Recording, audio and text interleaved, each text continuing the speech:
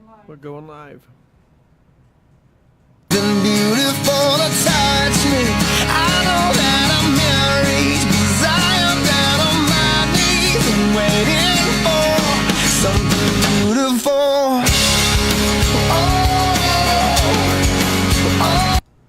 And welcome to Building Bridges with Steve and Melissa on a beautiful Wednesday morning.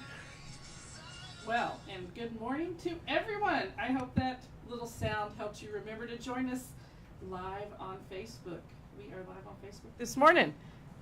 Hey, Steve. Hey, How you doing on a Wednesday morning? I'm doing good. I'm doing good. Glad to be here on Crossover Radio. Absolutely. So, this morning is a great day. Why is it a great day? Well, because God loves us, Today is the day that the Lord has made. and we choose to rejoice and be glad. We get to. Okay, well, choosing to rejoice and be glad would be the definition of a good habit. Yeah, for sure. It would be. And unfortunately, a lot of folks out there in the marriage and relationship world have developed some not so good habits. Well, yeah, they keep us in business. They do. Today we're going to look at some of those bad habits that couples get into and take a look at how we can get out of them. And we're not talking about bad habits like snoring or leaving the toilet seat up. Those are annoying, but those aren't going to do like major structural damage to your relationship. True. And if they are, then you need to come and see us because you've got bigger issues. If toilet seats are causing major crises in your relationship, then you've got some issues. If you know what I'm saying. We might could get you some tissues for your issues. Yeah. So, but these are bigger things, and sadly, there's a lot of recurrent issues that are happening all over that are really causing marriages to get on some shaky ground. Yeah, for sure. And we're here to shore that up, build some more stable foundations for folks to build their marriages on.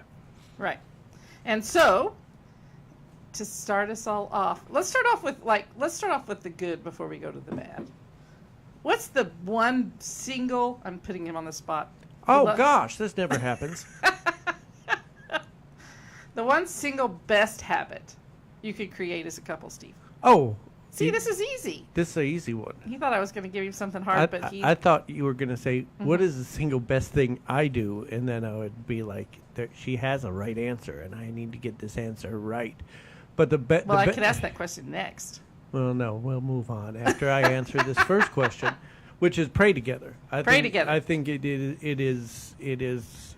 affects so many areas of your marriage, and it is so important to keeping God at the center of your marriage and reminding each other that you love them and you want what's best for them. So the best habit you can get into is praying for each other. And I think it's interesting. So for those of you who are having trouble in your marriage, that might be, stumbling onto this show, and you're like, man, I don't know if I can afford to go to a counselor and get my marriage straightened out. Hey, start praying for your spouse out loud so they can hear you every day, praying a blessing over them, not corrective prayers. Right. Got to do that right. Pray a blessing out loud over your spouse every day so they can hear you and begin to watch what God does. Because you know what happens when we do that is two things really happen. We think we're doing it for the other person so that they can hear us praying for them.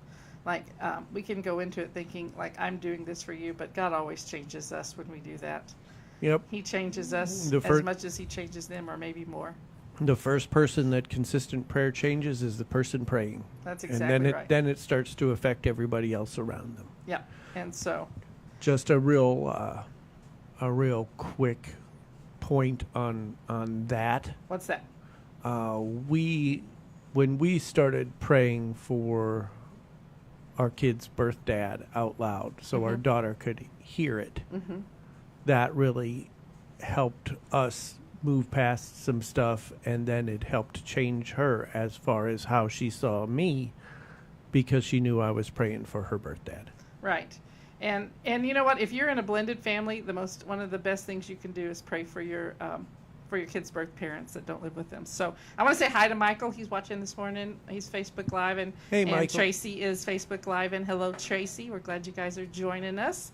Hey, Tracy, we might have to see if your husband can join us from around the world. I don't know. He's right now on the other side of the planet. But hey, maybe he could tune in. We could have somebody heard from another country. I don't know. What do you think, Tracy? Where's he at? He's in Africa. Okay. Hi. You can hear us in Africa. I don't speak Swahili or any of the native African languages. I'm pretty sure he speaks English, Steve. I think it's good. Well, then we're solid. Tracy can help us out with that when she gets time. So this morning we're talking about 8 bad habits that people who are married get into. And so we want to talk about some of those things. And Michael and Tracy, if you guys want to share our video and invite some of your friends to come hang out with us, that'd be super cool. Anyway, let's start with the first bad habit that can get us in trouble. And I wonder, the first bad habit that we're going to talk about is complaining about your spouse to your friends. Have you ever done that?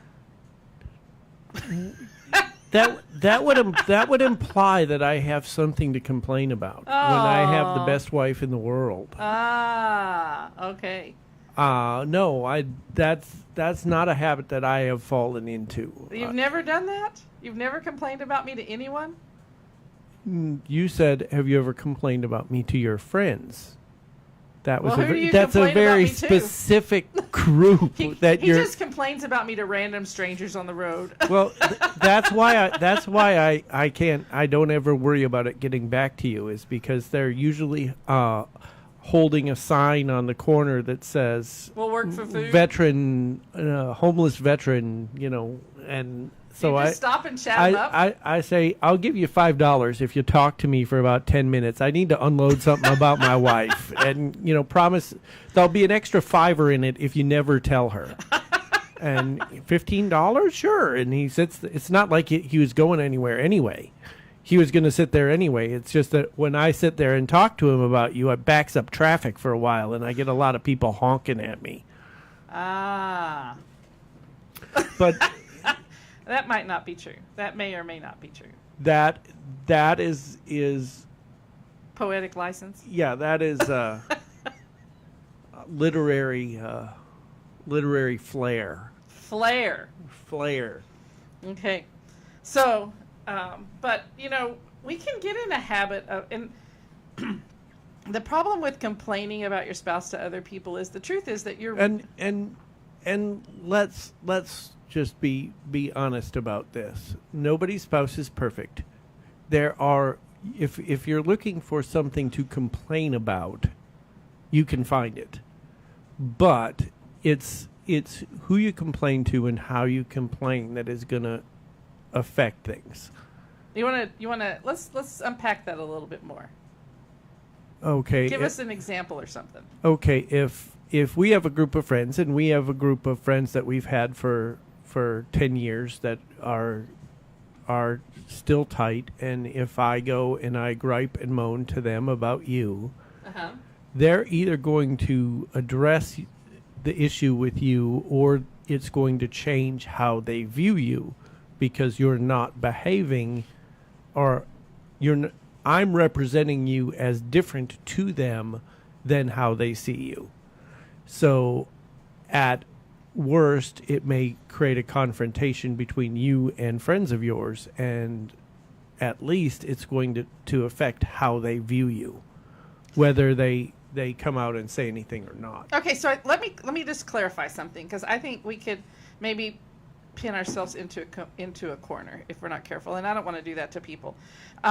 So like we believe in a thing called the 3 to 5 rule, where we have 3 to 5 other couples that we do life with on a consistent, regular basis, who help us have some accountability in our relationship. And there's so many benefits to having those 3 to 5 couples in your life. And we've had the same 4 couples in our life for almost 10 years now.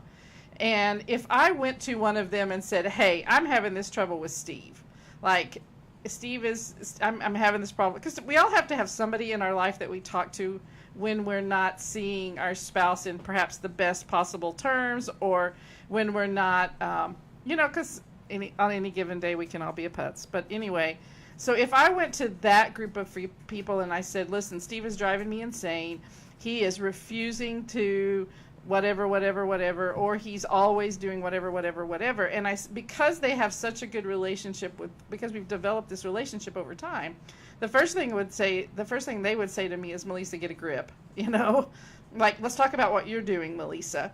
And they would hold me accountable to making my relationship good. So I think there's some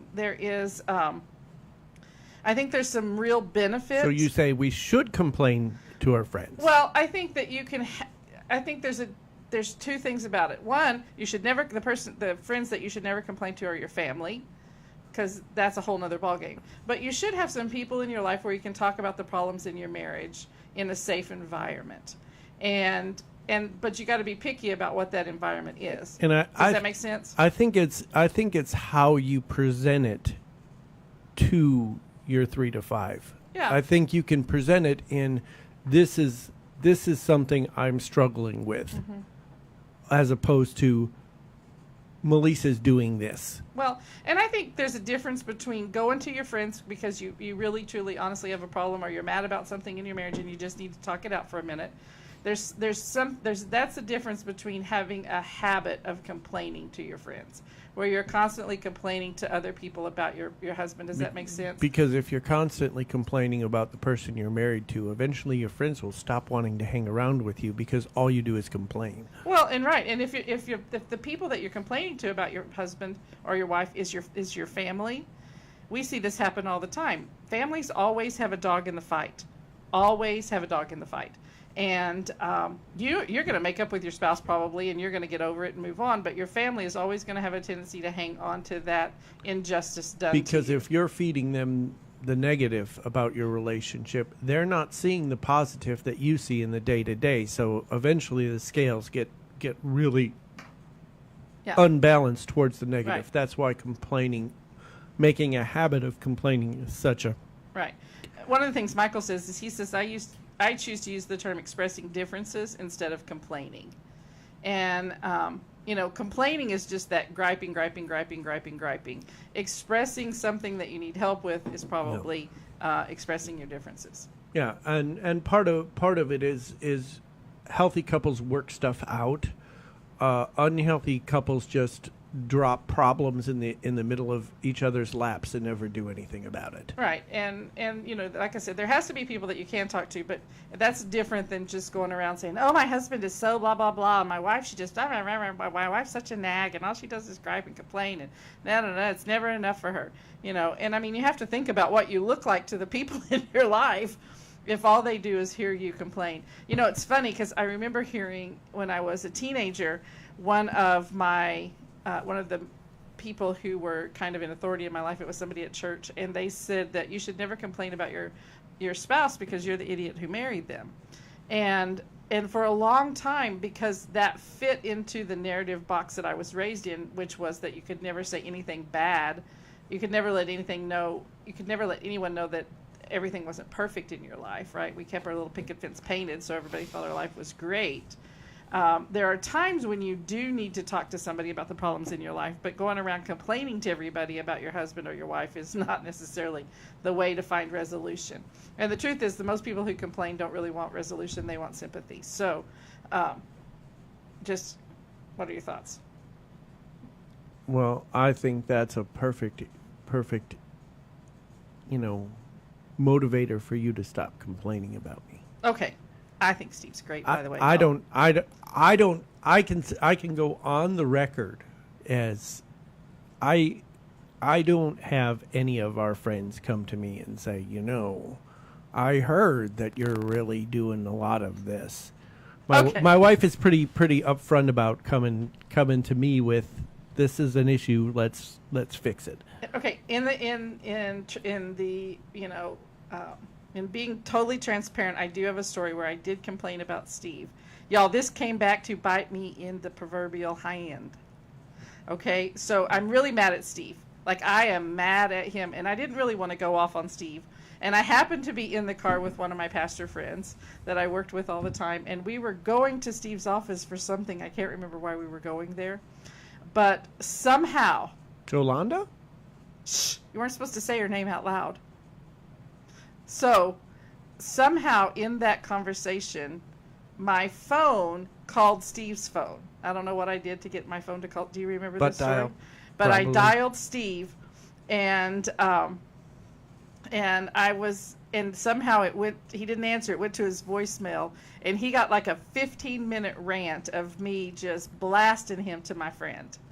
And when he answered oddly enough, when he listened to my voicemail, it was not a good situation, and I did some damage to my relationship that had to be repaired because of the By grace of the complaining Lord. to your friend. But I really did some damage to Steve's heart in that moment, and I probably wished my friend probably wished I hadn't done that either, and so I have in the past complained about my husband to friends, but I don't make a habit of it, and I think we're all entitled to a bad day once in a while.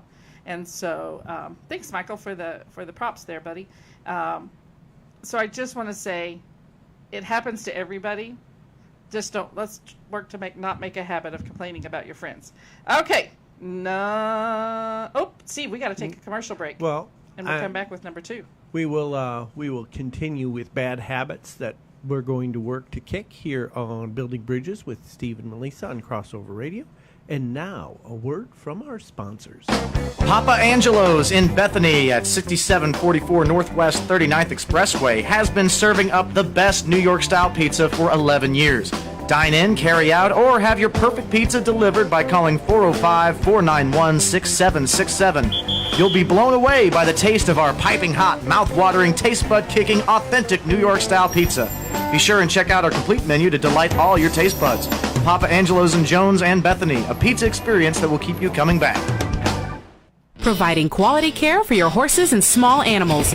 Bethany Animal Hospital is located at 4312 North Council. Brooke Vaughn and the staff provide genuine care for your furry family members with the passion to get your animals back in great health. Visit Bethany Animal Hospital at that white-looking house off Council Road, or give them a call at 787-1222. That's 787-1222. It's the expertise care you have grown to expect at Bethany Animal Hospital. And welcome back to Building Bridges with Steve and Melissa. We are coming to you live on Crossover Radio, radio with a purpose. If you do not have us loaded on your phone, tablet, or other device, you want to go and get the app right now. Right now. Stop whatever you're doing. Well, that means they have to stop listening to us. No, I mean, you can keep listening to us, but you want to put the app on your phone. So you can take Crossover Radio with you wherever you go, and you never have to miss a single minute. Whether you have an Apple or an Android situation, it's available on the App Store or at Google Play. You can pick us up, slap us on your phone, and take us with you throughout the day.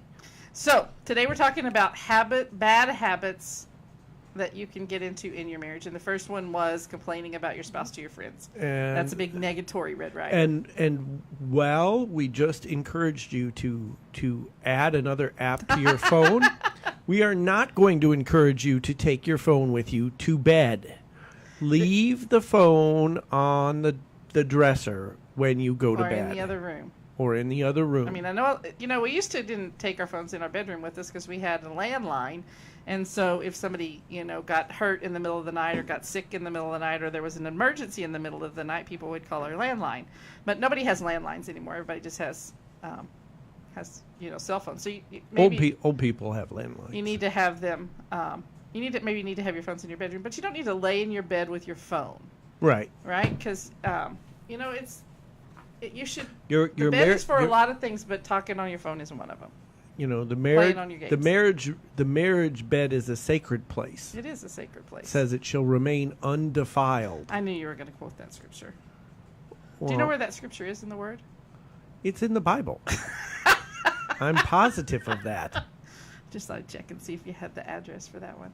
Do you? Not right off the top of my head, no. See, I'm not the one who quotes that scripture all the time. You we're are. equally yoked in that regard. I'm going to go find it. But the fact of the matter is is the bed.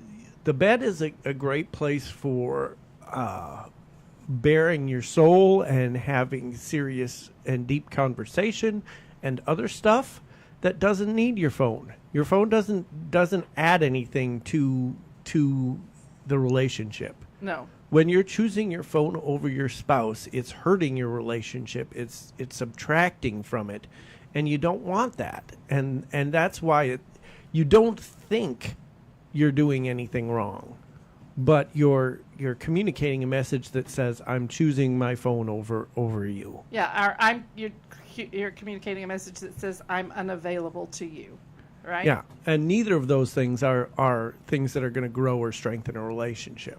And what if you just decided for the next 30 days, right? Mm-hmm. For the next 30 days, you're going to not have any phones. What if you, like we discuss this sometimes, and we kind of run back and forth about it. If we're not going to have any phones in bed, and we're not going to have any TV while we're in our bedroom. Mm-hmm. And what if we decided to put some barriers, not barriers is not the word, boundaries, Mm-hmm. some healthy boundaries around our bedroom, right? And say, you know what, this is the one place that's just going to belong to my husband or my wife and I. And here's a perfect example of doing that right. The other night, we were hanging out in the living room. Mm-hmm. We're watching TV, putzing around on our phones, and I decide I'm going to get up and go to bed. And I say, hey, I'm going to go to bed. And you say, okay, I'll be in a while. I just won 2 hours of free play on this game. Okay. And for me, that was like, cool. She just won some endless lives on her game for 2 hours. Great. Had we gone to bed and you'd sat there playing your game because you had this 2 hours of eternal life, I'd have been like, serious? Really? Not to mention there would be that little glow next to me when I'm trying to go to sleep. But it wasn't like, hey, I'm choosing this over you. And it would have communicated that to me had you brought it into the bed with you. That's a good point. And it was like, okay, cool, no problem. A little extra communication went a long way there, and no harm, no foul. Everybody's cool. Where if you had brought it in, it's like, really? Well, and the truth is, I didn't stay out for 2 hours. I stayed out for like 10 more minutes, and then I went to bed. But I think talking about having boundaries around your bedroom is a really good thing that we can just touch on for a few minutes. Go ahead. Here's the thing. That's why there's a bedroom door. Right. So you can close your bedroom off from the rest of the house. Right.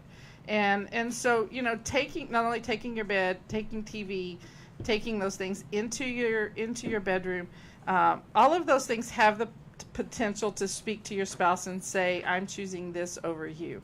Now, if you're reading the Bible in bed, I don't know if that counts or doesn't count, but it depends on what you're putting out there. But I would just encourage you, try to make sure that when you're connected, when you guys are asleep together. Now, if you have off shifts and you're sleeping at different times and things like that, there's some latitude there.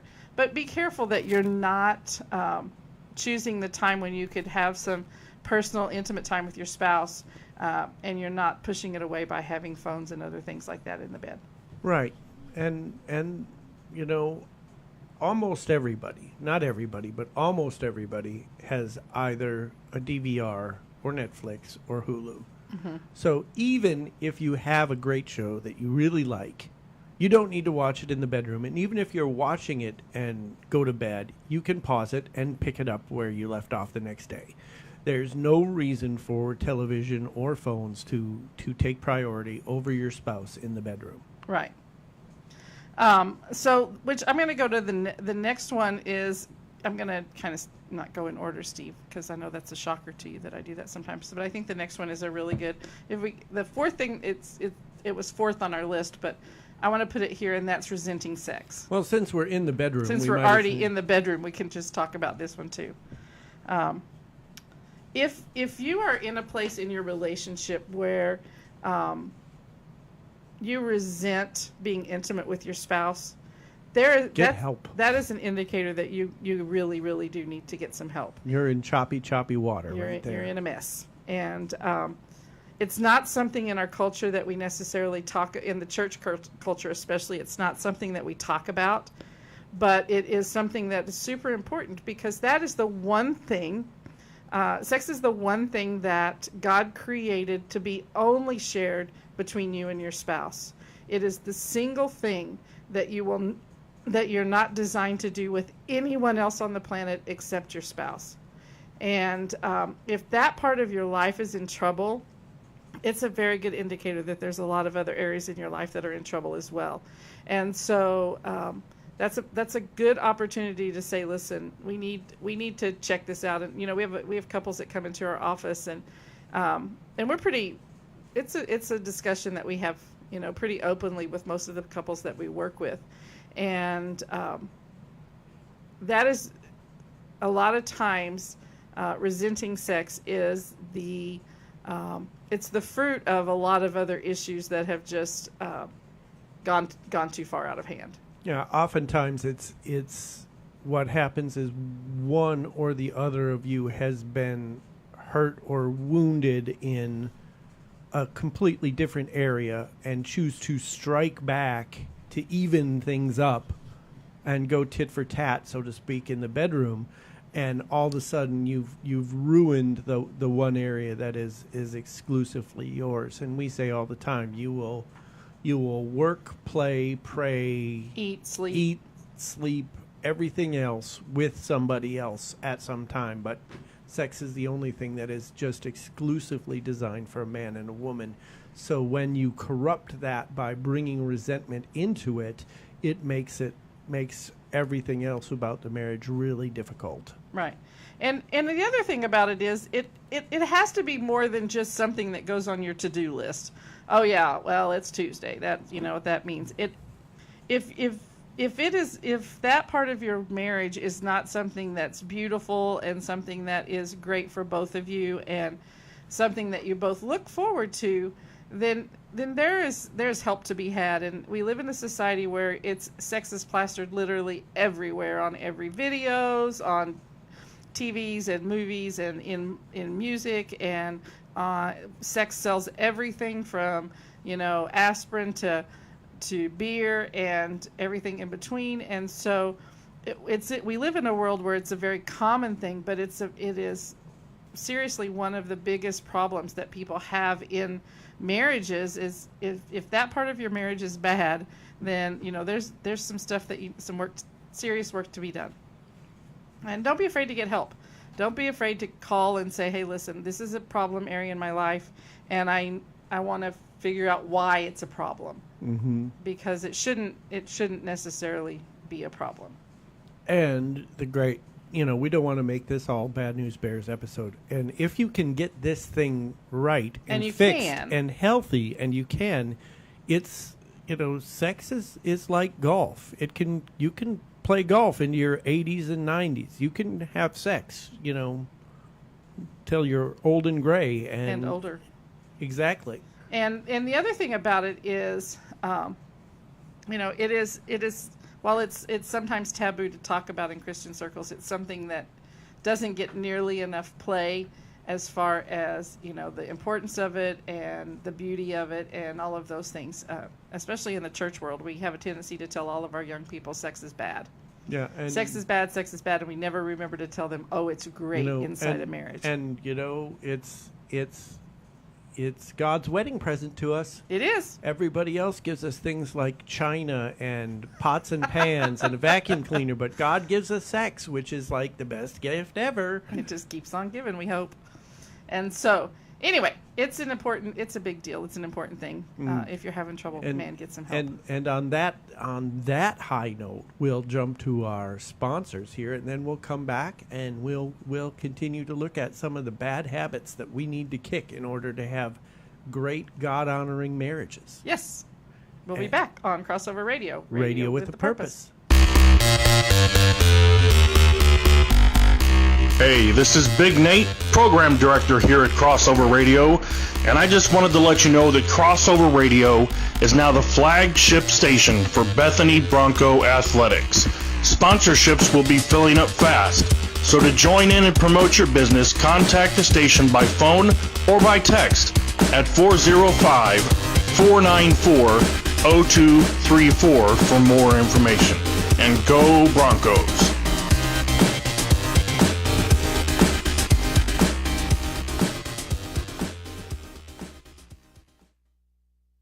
The love for macaroni and cheese has come to a whole new level at iHeart Mac and Cheese. Tastefully located at 12444 Northwest 10th, just east of Garth Brooks and Yukon, your taste buds will savor the clever Parmesan chicken and mac cheese or the macaroni and cheese sandwich. You can build your own dish or try one of the chef's specials from the menu. iHeart Mac and Cheese, open 11 to 9 on Sunday through Thursday, Friday and Saturday from 11 to 10. Call 577-6446. iHeart Mac and Cheese, delicious.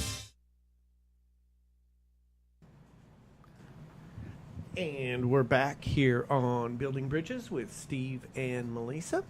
And we are super happy to be back. And today we are talking about bad habits. Got to drop them bad habits. Got some stinking thinking going on Yep. in your marriage. So- That always struck me as one of the cheesiest Churchy lines. churchy slogans. And I think that every church in America has done a sermon series called Stinkin' Thinkin'.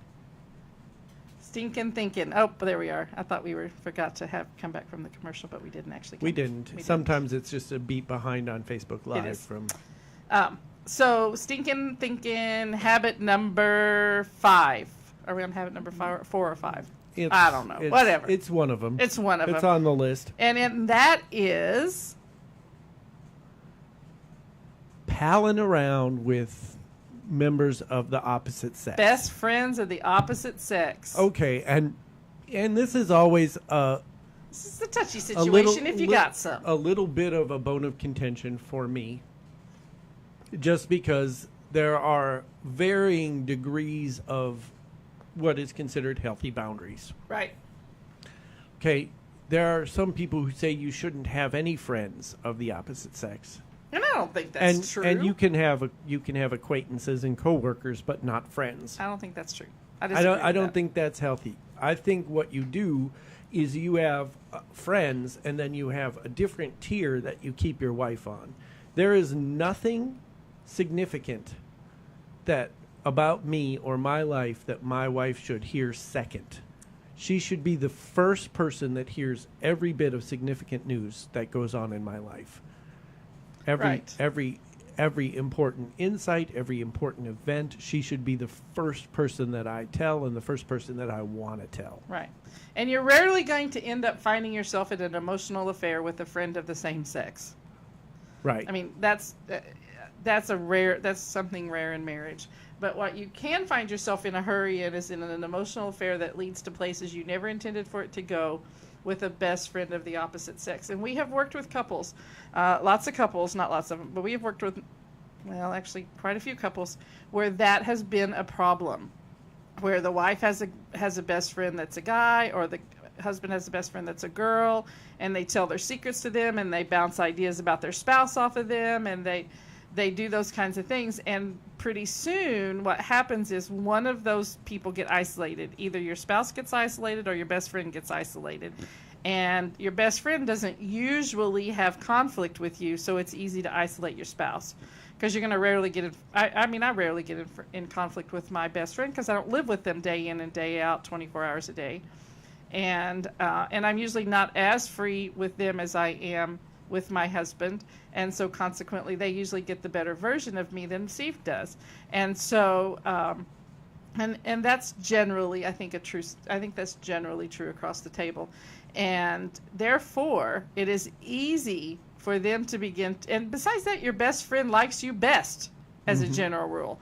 They generally are closer to you than they are to your spouse. So it's a little bit like your family. They're going to choose you. You're going to be their dog in the fight. And so they're going to have a tendency to always land on your side, which is going to make you feel better about who they are. And well, see, my spouse is just always disagreeing with me, but my best friend never disagrees with me. and they always tell me what's right. I mean, and they always tell me what I want to hear, and so I don't have. Here's an example of why you need a best friend of the same sex. Okay. Okay, this was probably 2 or 3 years ago. Melissa is making some lunch. Oh, you're talking about me grilling. Yeah, she's really talented cook, Thanks, babe. and so she's grilling out, and the grill is having a hard time fire it up, and then it just like poof, it like shoots up, and the flames like whip around the hood of the grill and like splash her in the face. They do. It was terrifying. And I'm in was terrifying. the house, and I'm talking to my best friend Jeff, and she comes in and it's like, I almost died. It was horrible. And it's like, oh, I'm glad you're okay. And I just keep talking, and she's like, serious? What are you? I almost died. And it's like, but you didn't, hon. You're fine. And she was just like so mad. Because that was what you want to hear when you tell your husband you almost died. And all of a sudden He thought I maybe was being a little overdramatic. She stomps off, and it's like, dude, I think I'm in the doghouse. I may have to leave this conversation.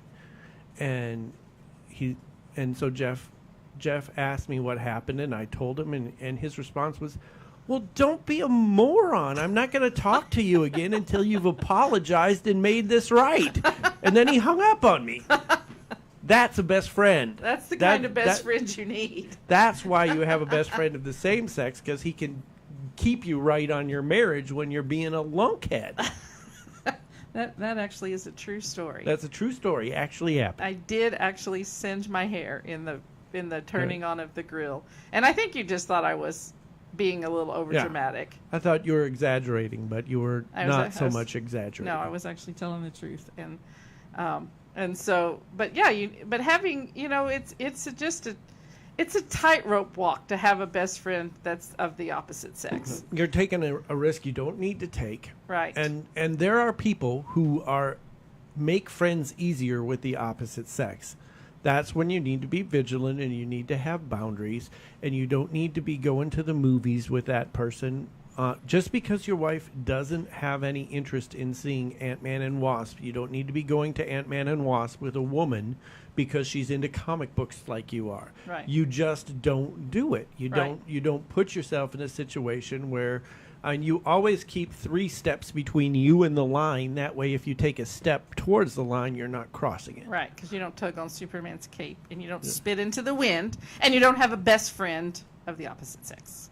I think that's We could write a song. When Jim Croce wrote that song, he had a longer version, but he cut it down to make it more radio friendly, and that's when that last verse was cut out. Yeah, it was. But here's the deal. It is dangerous. It is the way affairs start. And you don't need to put your marriage in danger with this sort of thing. If you ever have to hear your spouse say, "I'm uncomfortable with your relationship with so and so," that means you've crossed the line. You need to even if there's nothing going on. Right. You need to throttle it back for their sake. Right. Because you need to always reassure them that they are in the number one position. The number one position should not be threatened by their phone. It should not be threatened by your friends. That's right. It should not be Threatened by your children. Or your job. Right. And let's talk about that for a little bit here. Okay. Bad habit number 5 or 6. Number 6 number 6 on the list. That must mean it's number 5 in our conversation. Is not being happy when your spouse gets home or when you get home.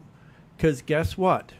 If your spouse is one of these high achiever types, a type A personality, a real go-getter, and they're killing it at their job, guess what? They're probably getting bonuses and getting attaboys from the boss. They need to get attaboys when they get home. That's right. You need to make your house at least as an appealing place for them to be than their office is. Mm-hmm. If you don't get excited when they come home, you need to up your game a little. Well, and I think that if you're not excited when your spouse comes home, again, it's indicative that there's some problems there, and you probably need to do some work. Marriage is not without need for investment and some work and some. It doesn't have to be hard work, but you do have to work at it some. And a lot of the things that we're talking about today are things that are indicators that, hey, there's a problem. There's a problem in your relationship in general that really needs to be addressed. And if you just let it go, it's going to continue to spiral. And when your spouse comes home from work, if you are not happy to see them, that is an indicator that that there's a problem. You know, one of the things that we talk about when we teach a lot on the 4 needs of men is something that we call domestic support. And so this is pretty much information for the girls out there and the wives. We call it domestic support. It's not about the tidiest house on the block or anything like that. It's about creating an environment where your spouse wants to be and feels comfortable to be their true and authentic self, and a place that they want to come home to. I mean, listen, Buffalo Wild Wings created a sport, and sports bars are created for men who don't want to go home at the end of the day. And you know what? I always want Steve to choose our house over some kind of other place, man cavey kind of place. And it's nothing against Buffalo Wild Wings. No, they have great wings, by the way. They have great food, and they have the NFL Sunday ticket. And so if the Vikings are an out of market game, and I really want to watch the Vikings, I can go there and watch it. But I would, for instance, the other day, the Vikings were not available. No. And I chose to stay at my house and watch Baker Mayfield and the Cleveland Browns with my wife, who's suddenly become a big Browns fan. I know. I don't know what happened to me. Well, you watched him play for 2 years, and now he's playing pro, and you're so. I'm kind of you know. She's into the Browns. Into the Browns. Go figure. They fired their coach. I wonder if they're going to get Bobby to come coach for them. You think? He's sort of digging his retirement. He'll wait until his sons get done playing before he coaches again. I wonder who. Well, I guess they won't be calling up. What's his name? Because he's staying there. Yeah, but what's his name? Lincoln Riley. Lincoln Riley. That's the one. Sorry. So all of a sudden we broke into 3rd and 1. I know. And it's like the sports in the middle of the we marriage. just turned our marriage show into a in the sports middle of the marriage radio. show. A sports show broke out. It was the funniest thing. Yeah, but see that really makes me want to come home to know that my wife is going to get into the football game just as much as I am. Right. And you know it's funny because we're sort of in that phase of our marriage where we're not newlyweds and we're not that cute old couple, but I still will say, if I'm home first, I'll text her and say, "Hey, when are you coming home?" Yeah. It's like, I miss you. Please come home. Please, and we're still excited to see each other. Yeah.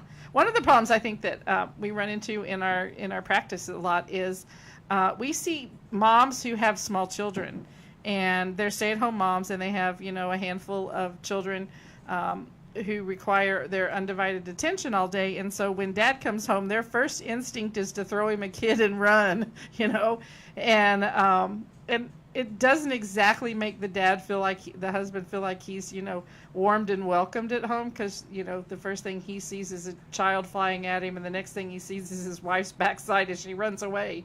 And it's just creating that environment. Listen, you've had them all day, and 10 more minutes is not going to kill you. Right. And the idea that the environment starts with your attitude. That's right. You need to. You don't need to be doing jumping jacks and flips and stuff, but there needs to be enthusiasm there. But if you're like me, girls, and you want don't we want our husbands to come home at the end of the day and choose to come home to us? Listen, I say send them off with a passionate kiss and bring them home with a passionate kiss, and they'll be ready to come back when it's time for the next kiss. I promise. Make coming home something beautiful. And watch, even if you have to kind of do it by faith right now, because maybe you're feeling like, I don't really we're not in a good place and our marriage is not all that great. You know what? Sometimes we do things in faith, believing that God will change our heart, and I've seen it happen over and over and over and over. And so choosing to welcome your spouse home and be happy to see them is a choice that you get to make. It's a decision that you make.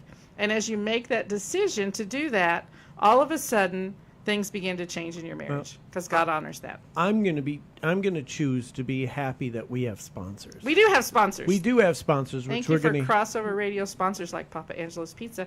Yummy. We usually play that commercial during our show, and I always want to go eat pizza at But at 9 o'clock in the 9 morning. o'clock, it's that But good. that's not cool. But it's the best pizza in Oklahoma City. And they're not open at 9 o'clock. in the No, morning. but they're the best pizza in Oklahoma But City. you can. And in Jones. You can get some Grinds coffee at 9 o'clock in the morning. Okay. Hey, this is Coach Coleman, and I'm the play-by-play voice for your Bethany Broncos. I know there's a lot of guys out there who are trying to kick that nasty tobacco dipping habit, and I know most guys need a little energy boost to try to get them through a long day. And I'm here to give you a solution for both. Grinds coffee pouches. Grinds are coffee-filled pouches infused with your favorite flavors, such as wintergreen, mint, vanilla, and many more. All of the ingredients in Grinds are 100% safe for consumption and will add a pep to your step. So head on over to getgrinds.com and use our promo code CMI15 to get 15% off your order today. Again, that's getgrinds.com and use the promo code CMI15 to get 15% off of your order. It's time to rise and grinds with Grinds today. Experience a new look at H2 Salon, located at 5808 Northwest 63rd in MacArthur. H2 Salon is locally owned and operated, featuring experienced hairstylists, such as Hair by Haley Hayes, specializing in men's, women's, and kids' hair. Create the color and cut you've been waiting for. They also offer facial waxing and chemical services. Booths are still available at H2 Salon. Walk-ins are always available, or you can set an appointment by calling 728-1122. That's 728-1122. Hello. Hi. We're back. How are you? Good. That was a pretty high-pitched hi. Hi. It's a little surprise. It's when you wear skinny jeans when you're not used to wearing skinny jeans. Okay, stop. Hold the phone. I just want to say, hello, Bernard. It's Tracy's husband. He's from Africa, and he's joining us. All right. Like, that's the best thing ever. We have got- Tracy, you win the prize. I'm going to have to give you a book or something. We are officially international now. We are international. Bernard, we're so happy that you joined us, and we can't wait to meet Bernard. you in person. I can talk-y. When you get to Oklahoma City, we'll have to go out to dinner. Maybe We'll take get you to some dinner. Papa Angelo's pizza or something. Yeah, we'll take you to dinner, Bernard, when you get to Oklahoma. So, Tracy, you guys can hold us to that. Absolutely. And we want to take you guys in and celebrate the fact that you guys made it on the same planet, so on the same continent, the same city. Do we want to give a shout out to Ford? Hey, Ford. First time listener. I think it's Ford's first time to join us. So, Ford, I hope you're still hanging in there because we're happy to have you. And Betty is watching, is tagging along with us from Clinton. Clinton, America, And, home of the Clinton Red Tornadoes. Red Tornadoes. Yep. Boo-hoo. So. Football powerhouse. Yeah.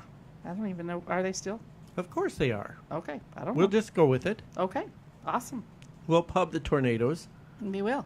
All right. So, we want to talk next about something that is... So just for all the new viewers, we are talking about bad habits that we can get to in our marriage.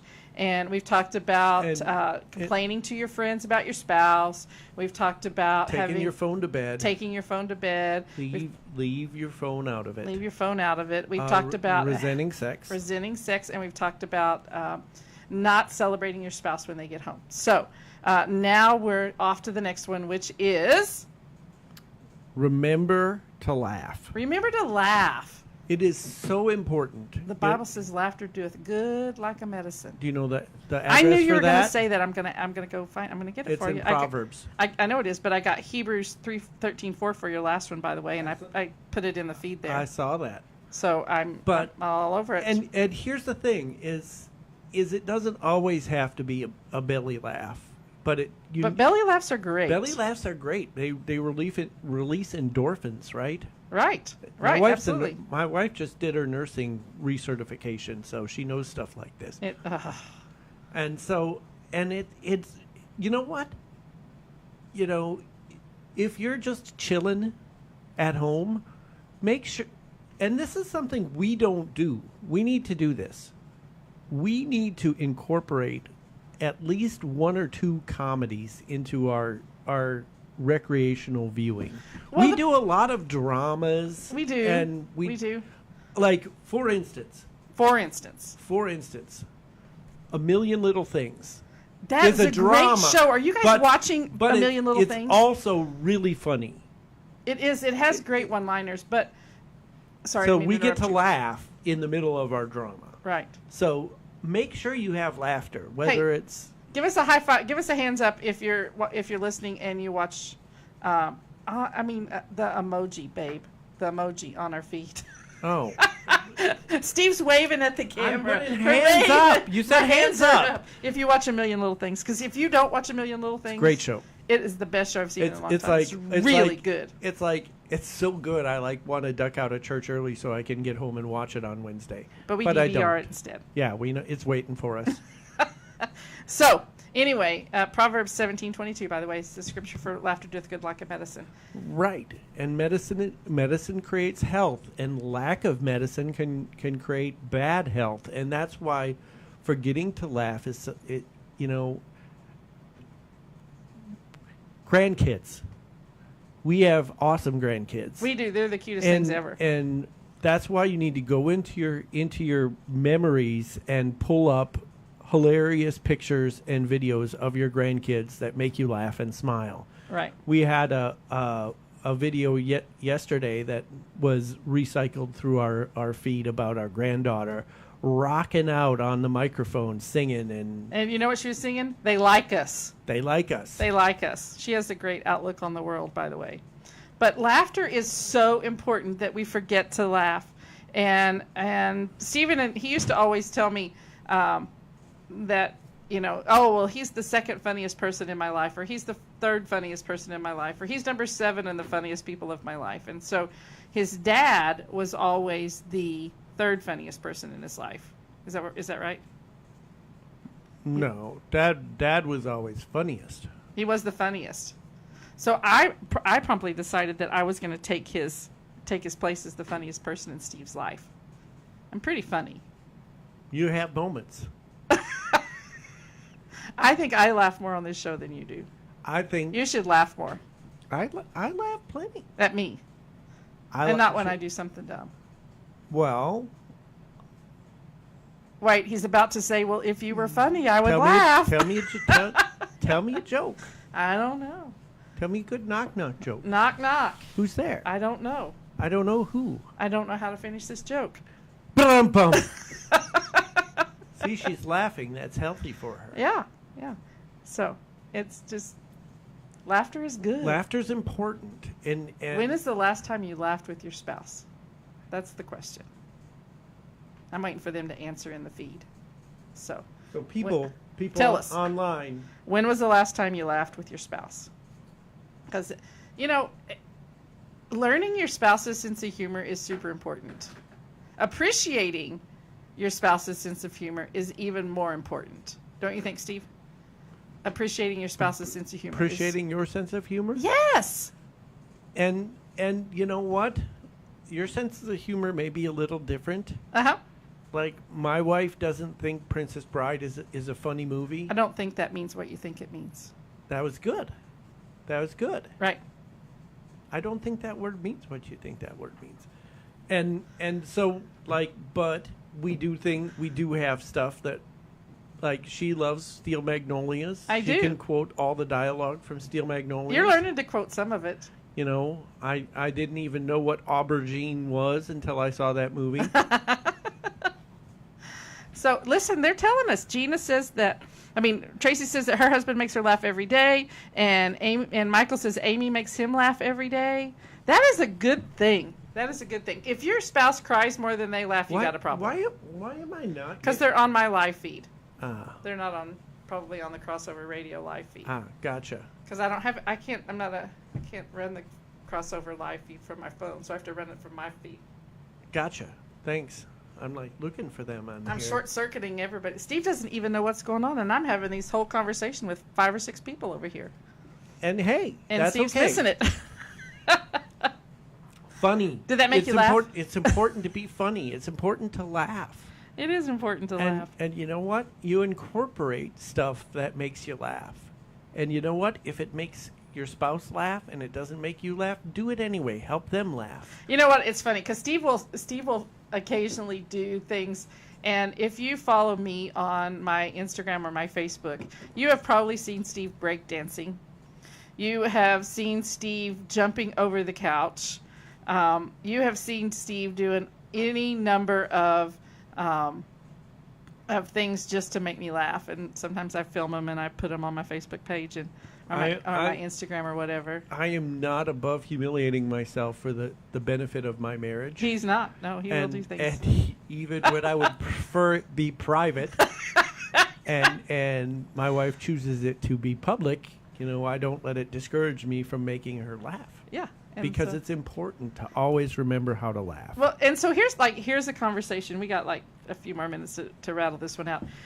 So Steve loves to, he says this all the time, I love to hear you laugh. And I always want to tickle you to make you laugh. But but we have a no tickle policy. And she will laugh if she's tickled. After you stop tickling her, she will not laugh for a really long time. It sort of blows it out of the water. So it's a long-term loss for a short-term benefit. Right. So he has to find his way to be humorous in other ways, but he's pretty funny, and so enjoying the laughter of your spouse and creating environments and situations where that laughter happens is priceless. I got a question for you. Okay. Can you put a link to the article on the feed? I can. Hang on. I'll do that right now. If I gave you you can do it from there. Mm-hmm. Hang on. I'm just going to put this on here. And that way everybody can look at the rest of the articles, because we didn't get to all 8 of them today. And that's okay, because we would rather flesh it out and give you some practical information and how to apply it in your real everyday life, and rather than just spit off all the items on the list and say, okay, we've given you information, now use it. Yeah. And so if you're watching on Melissa's Facebook feed, then you have the link to the 8 of the worst marriage habits. So there's probably a dozen more worst marriage habits. But you know what? Be on the lookout. Exactly. We don't want to focus on the negative all the time, but you know what? Be on the lookout, because the things that we talked about today, if they are problem areas in your marriage, you probably need to get some help. And I lived a lot of years thinking it was not okay to get help. It was not okay to seek counsel, and that's just dumb. It's just dumb, because most of the time you don't know what you don't know. Well, all the time you don't know what you don't know. And so sometimes riding the ship to your marriage and going from a bad marriage to a good marriage, or from a good marriage to a great marriage, really only takes getting getting some wise counsel. And so smart people get wise counsel. Smart people learn from other people's stupid mistakes. And Stephen and I have made plenty. So the people who work with us get to learn from our dumb mistakes. They get the benefit of all the things we learned the hard way. Exactly. Hey, Raphael. Hey, Jennifer. Thanks for hanging out with us this morning. We're about to wind it down, but we want to say thanks for joining in. And you can always go to the Crossover Radio Facebook page and listen to the whole program if you missed it early. Right. And if you see or hear something in there that you think is valuable, share the replay with your friends. Put it on your feed. Right. Because you may know somebody whose marriage is all jacked up, and they can benefit from what we talked about today. And if you guys need help with your marriages, or you know people who need help with their marriages, contact Bridge Builder Marriage Ministry. At bridgebuildermm.org. Yeah. And because we are in the business to help marriages be great. Building and rebuilding the bridges of relationships. That was a tongue twister. Building and rebuilding the bridges of relationship is what we're all about here at Bridge Builders. So help everybody, if you haven't already, share this. Invite people to join us every Wednesday morning at 8 o'clock on Crossover Radio on our Facebook Live, or don't forget to download the Crossover Radio app from your App Store or Google Play Store. And thanks for hanging out with us. We hope that you have learned some ways that you maybe can improve your marriage, that you've maybe laughed a little in this episode today. And here's the thing is I don't want you scouring every nook and cranny of your marriage looking for bad habits. Whatever you focus on grows. But if you have the knowledge that these are things that I need to be aware of, you can root them out and eliminate them before they get to be an overpowering force in your relationship. Yeah, absolutely. So we're going to say goodbye for today, and we're going to come back and see you next Wednesday morning at 7 days from now at 8 a.m. Central Standard Time here on Crossover Radio, Radio with Purpose. This is Steve and Melissa on Building Bridges. Been beautiful to touch me. I know that